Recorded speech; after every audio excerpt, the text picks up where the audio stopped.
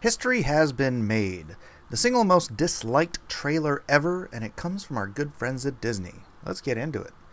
Today we're diving into something that's been the talk of the town, or rather the of the internet. Disney's live-action Snow White trailer.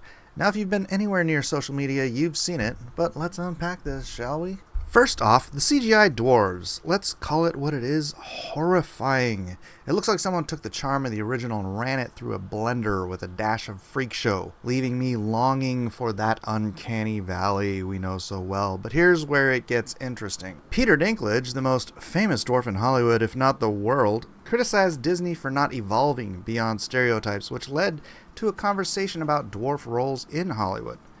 Now, whether this led to roles being blacklisted is up for debate, but if it looks like a dwarf and it smells like a dwarf, it's Peter Dinklage. Then there's Rachel Zegler herself, our Snow White. Her online presence, let's say it's been divisive, to put it kindly.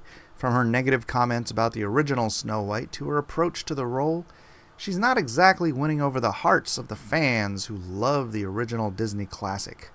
Weird. And the dwarves? In this version, they're more like indentured servants. Snow White was trying to help in the original. Now you wash the dishes. Now you wash the dishes. You tidy up the room. You tidy up the room. You clean the fireplace. You clean those cobwebs. And I'll use the broom. And he'll use the broom. Now she's looking like a girl boss, giving out orders to the people whose home she has invaded. Maybe this is Disney's take on the illegal immigration debate, but let's not digress. The twist here is not just the story, but the audience's reaction. Here's where it gets real. Or does it? The target audience for this is little girls, not the grown men on the internet who are up in arms about DEI, animation quality, or the culture war. Here's the thing. Little girls, they're not going to care about any of that. They're going to see a princess, some magic, maybe a few lessons about bravery and kindness. Wars are never won by women, and the culture war won't be either. So it's entirely possible that this movie still makes $500 million like the atrocity that was blackfacing The Little Mermaid did. Now here's where it gets funny. It's not serious. We're talking about a movie aimed at children being dissected by adults, which is fine. I'm a staunch believer in the culture war, and clickbait is how you grow your channel. I get it. But let's just be realistic about the effect this is going to have on the box office. This movie will still make money. It's not based on the stuff red-pilled men grew up on, and our influence isn't going to be reflected in receipts the way any random DEI-drenched Marvel would be. It'll take a hit, but not like that. Little girls don't care about this stuff. Their mothers generally don't either. If you're a dad and your baby girl tells you she wants to see Snow White, more than likely you're going to look into her big pleading eyes and fold like a deck chair. And let's not ignore what people are saying on social media. Some are calling it nightmare fuel, others are laughing at the modern take. And there's a sentiment that this might be just another bloodbath for Disney, but here's the kicker.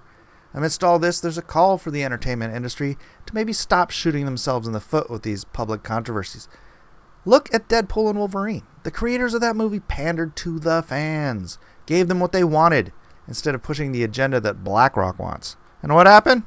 Highest grossing R-rated film of all time. As much as I refuse to do it in my own life, pander that is, there's a lesson the corporate overlords at Disney should learn from this. Pander to your fans. Pander like your life depends on it. So here's my take. While it's hilarious to see the internet's reaction, maybe we're all taking this a bit too seriously.